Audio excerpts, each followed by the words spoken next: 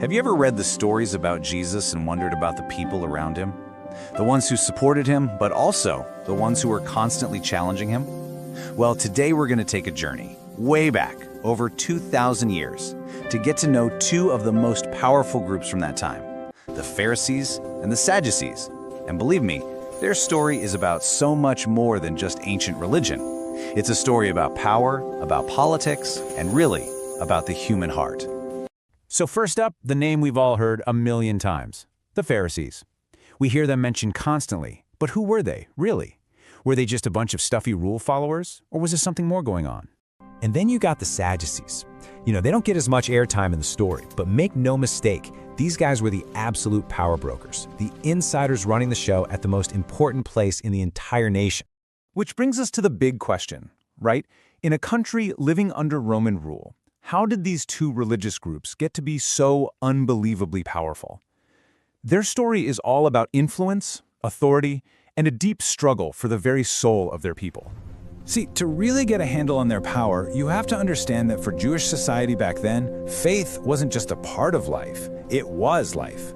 After centuries of being ruled by other nations, their entire identity was wrapped up in the law of Moses. It was their culture, their community, their politics, it was everything. All right, so let's start with the group that was closest to the people on the street, the Pharisees. They really saw themselves as the devout guardians of Jewish tradition. The Pharisees were famous for their dedication to God's law. But here's the detail you absolutely have to know. For them, this wasn't just about the written scriptures. It also included what they called the oral tradition. Think of it as generations and generations of teachings that explained how to apply the law to literally every single part of daily life, from how you wash your hands to how you rest on the Sabbath. And what's so important here is that the Pharisees weren't some distant, out-of-touch group. Nope, many of them lived right there among the common people. They taught in the local synagogues, and because of that, people really respected them. They saw them as disciplined, accessible, and totally committed. To the Pharisees, all these traditions weren't meant to be burdens, they were like a protective wall, helping everyone stay spiritually pure in a pretty messy world. Now let's flip the coin and look at the other major group, the Sadducees. If the Pharisees got their influence from the people, well, the Sadducees got theirs from the absolute center of power, the temple itself.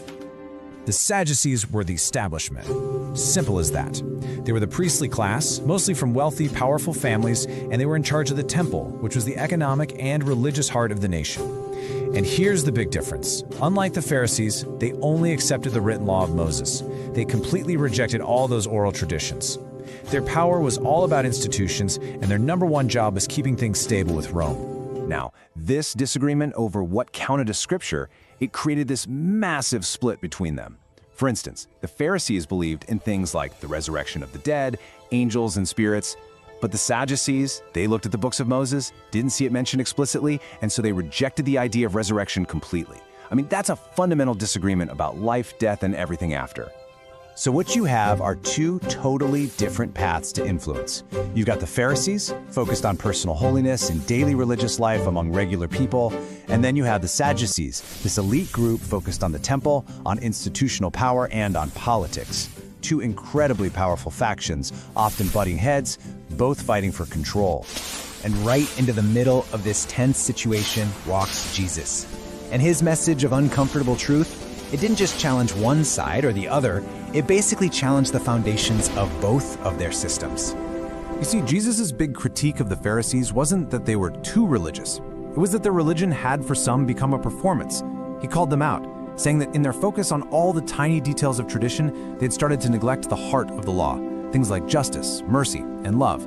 The system of rules was starting to become more important than the relationship with God it was supposed to build. But, and this is so important to remember, this isn't some simple good guys versus bad guys story. Not at all. The Gospels introduce us to a man named Nicodemus, a very respected Pharisee who secretly came to Jesus at night because he was genuinely searching for truth. So the conflict was with the system, not necessarily with every single person in it. Now, the Sadducees' problem with Jesus was totally different.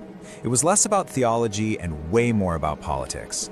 As the ones in charge of keeping the peace with Rome, they saw his huge crowds and growing influence as a serious threat to the fragile stability they had worked so hard to keep. You can just imagine their thinking, right? It was a simple and dangerous calculation. First, Jesus attracts massive crowds. Second, big crowds can lead to unrest. Third, any unrest will bring the Romans down on them hard. And fourth, that would put their power, their temple, their whole way of life at risk. To them, Jesus was a ticking time bomb. So here's the bottom line. Jesus challenged both groups right where it hurt the most. The Pharisees were terrified of losing their religious authority, their influence over the hearts and minds of the people. And the Sadducees? They were terrified of losing their political power and their control over the nation's key institutions. And this is where their ancient story stops being just a history lesson and honestly becomes a mirror. It raises a timeless question for every single one of us about what faith is really all about. It forces us to look at ourselves and ask, where do we put our energy? Are we more focused on looking the part, on having the perfect outward appearance of faith? Or are we focused on the much, much harder work of actually living it out from the inside? And do we sometimes get so caught up in protecting our traditions and our rules that we forget about the compassion we're supposed to have for the very people those traditions were meant to serve? Because at the end of the day, the biggest takeaway is that this struggle, this tension between outward performance and inner faith, that wasn't just their story. It's a fundamental human struggle that pops up in every single generation, including ours. The challenge that Jesus brought to the table was a radical shift in focus. He taught that the whole point of faith was never just about following the right rules. It was about building a real relationship. That true faith isn't just a religion that you practice, but a transformation of the heart that you live. That was a profound idea back then, and it's just as profound today.